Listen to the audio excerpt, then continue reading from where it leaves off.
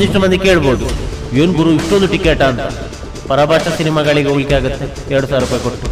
ಈ ಸಿನಿಮಾದ ಗತ್ತು ಯಾವ ಮಟ್ಟಕ್ಕೆ ಇದೆ ಅನ್ನೋದನ್ನ ನಾವು ನಿಮ್ಗೆ ಪ್ರತ್ಯೇಕವಾಗಿ ಹೇಳ್ಬೇಕಾಗಿಲ್ಲ. ಆ ಒಂದು ಚಿತ್ರಮಂದಿರದಲ್ಲಿ ಎಕ್ಕ ಸಿನಿಮಾವನ್ನ ವೀಕ್ಷಣೆ ಮಾಡ್ಬೇಕಾದ್ರೆ ಬರೋಬ್ಬರಿ 1,000 ರೂಪಾಯಿ ನೀಡಬೇಕು.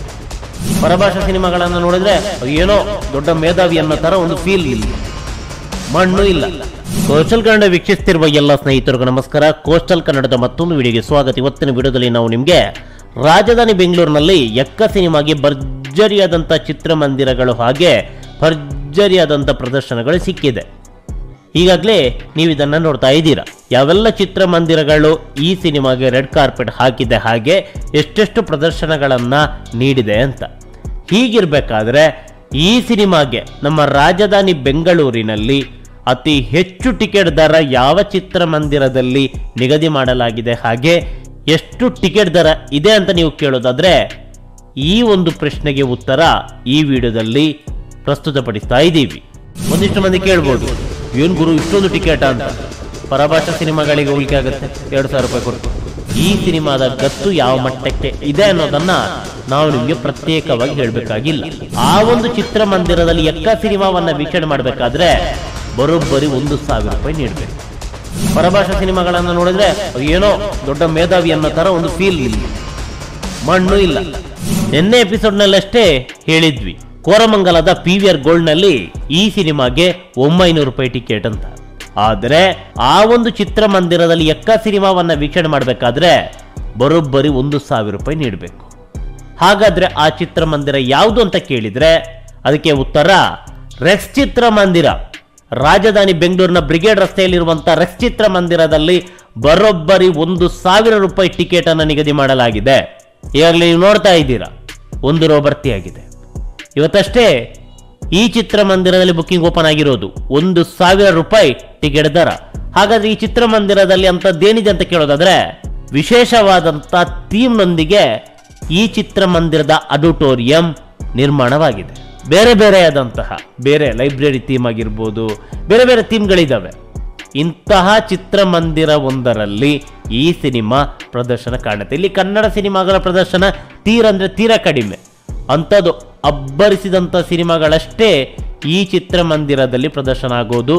ಈ ಪೈಕಿ ಎಕ್ಕ ಸಿನಿಮಾ ಈ ಚಿತ್ರಮಂದಿರದಲ್ಲಿ ಪ್ರದರ್ಶನ ಆಗುತ್ತಂತಾದ್ರೆ ಈ ಸಿನಿಮಾದ ಗತ್ತು ಯಾವ ಮಟ್ಟಕ್ಕೆ ಇದೆ ಅನ್ನೋದನ್ನ ನಾವು ನಿಮಗೆ ಪ್ರತ್ಯೇಕವಾಗಿ ಹೇಳಬೇಕಾಗಿಲ್ಲ. ಈಗಾಗಲೇ ಈ ಚಿತ್ರಮಂದಿರದ ಒಳಾಂಗಣ ದೃಶ್ಯವನ್ನು ನೋಡ್ತಾ ಇದ್ದೀರಾ, ಯಾವ ಮಟ್ಟಕ್ಕೆ ಇದೆ ಅನ್ನೋದು.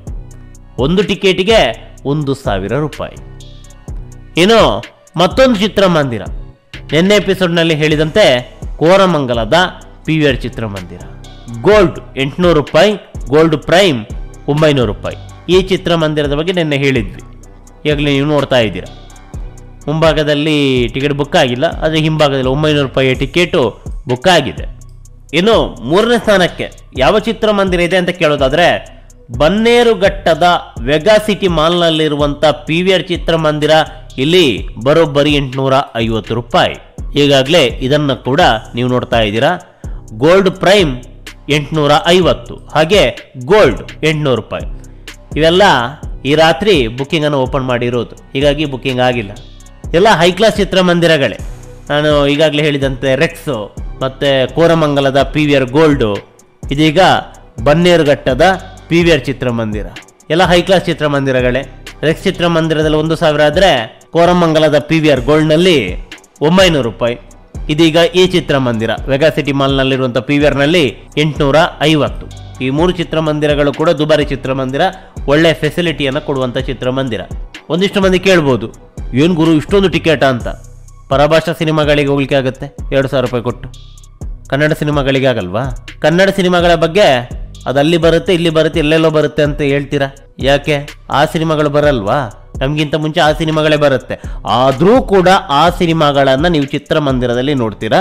ನಮ್ಮ ಕನ್ನಡದ ಸಿನಿಮಾದ ಬಗ್ಗೆ ತಾತ್ಸಾರ. ಯಾಕೆ? ತಿರ್ಪೇಶೋಕಿ ಅಂತಾರೆ. ಪರಭಾಷಾ ಸಿನಿಮಾಗಳ ವ್ಯಾಮೋಹ, ತಿರ್ಪೇಶೋಕಿ ಆ ಸಿನಿಮಾಗಳ ಬಗ್ಗೆ ನಿಮ್ಗಳಿಗೆ.